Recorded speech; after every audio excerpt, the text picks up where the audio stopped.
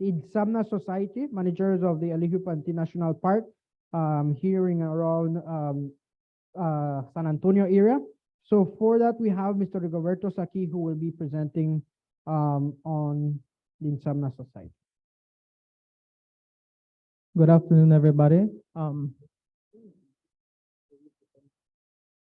I can do it, but I just have to put on my phone. Then I can do it. All right, so my name is Rigoberto Saki. Currently I'm volunteering for the Itzamna Society. So before I start my presentation, I would like to share a quote from the great Don Elijio Panti. He used to say that the soil is your life, and you have to give to the soil, and whatever you do is the same thing as you would take care of your family. Then you can take from it. You must give, but take a little. That is one of the names that is the person that we renamed the national park with.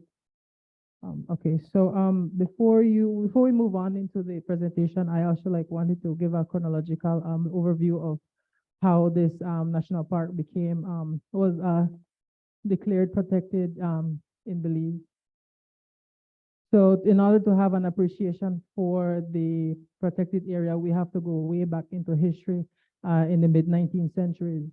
During the 1850s and middle 1850s, the Caste War from Yucatec, or the southern portion of Mexico, we had a fight within each other of the Yucatec Mayan people.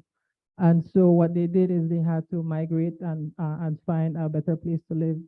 And in 1878, they settled in the area that is now known as the San Antonio village, that is 6 miles from here. Throughout the course of creating or establishing the national park, in the late 90s, a group of farmers realized that the unsustainable practices were really going to have a devastating effect for the future generations that was going to come along, no? So in 2001, the Itzamna gained the status of NGO, and with that, the government gave them the total rights to mandate and to manage the Elijio National Park. One of the most challenging times in the period of this organization, because I've been talking to some of you today, and you were being like, oh, what's that? Where is this located? And that is because in 2009, the co-management agreement was not guaranteed to the Itzamna Society, but however was given to another organization. And since then, that has been dormant, and there was no management present in the area. And what that did was it encouraged a lot of illegal hunting and extraction of logwood within the area. And in 2019, we regained the co-management title from the government. I can see Enviro right here. And since then, we have been focusing on a lot of projects that involve community development, conservation, and cultural preservation. So, Elijio Panti National Park. The Elijio Panti National Park, it forms part of the Maya Mountain Massif, which is the largest area that is known to harbor and host and protect biodiversity, no? And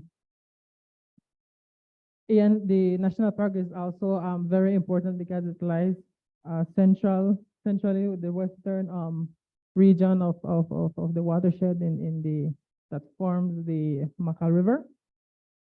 And the ENC role is critical because it maintains viable population of many threatened species. The health of the forest environment of the Maya Mountain Massif is vital to the social and economic health of many communities in Belize, and particularly the stakeholders buffering the national park. I guess the terrain of the Elijio Panti National Park is mostly comprised of karstic terrain and also highland savanna. This is the only image that I could have gotten within this. Again, when you look at conservation, it has evolved into becoming something else that is more dynamic, and it cuts into different sections of development. No? So we also have identified archaeological sites of significant importance within the national park itself. This image, as you can see, this is one of the images that we have photographed in one of the biggest caves that we have in the park, known as the Offering Cave. But again, when you look at the threats that this have, is one of the threats is also based on anthropogenic activities, which is looting. In terms of cultural aspects, again, as Maya people, we are more in tune and closely related to having an established relationship and coexistence with our forests. So we depend on the forest for so many things. And again, one of the major threats for that is globalization. Oh.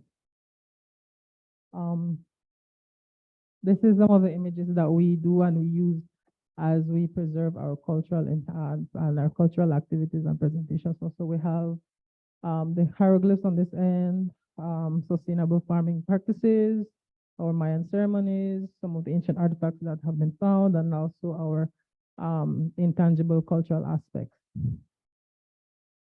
Okay, wildlife.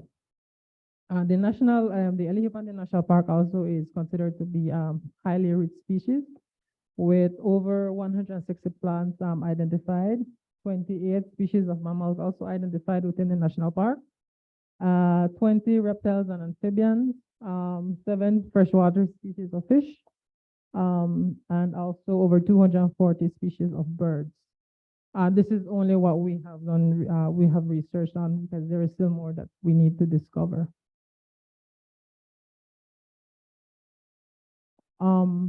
Again, when we did our assessment within the park recently, we realized that one of the highest threats that we have within the national park is illegal hunting, logging, and encroachment.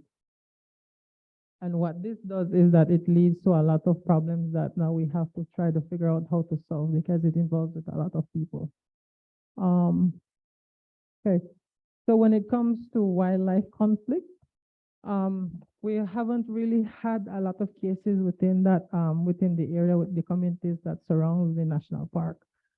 This is because, and maybe because the cases are rarely reported. But then again, some of these issues we have had to deal with in one way or the other. So this is the image that we have had because of this. So we have cases with having evidence of hunting in the area, where you can find shells from guns, barbecues to stalk out prey, also roadkills,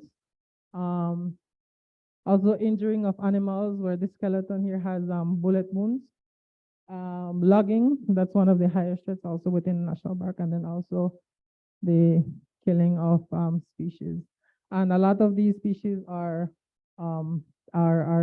needed by predatory species such as the jaguars for them to survive. That's it.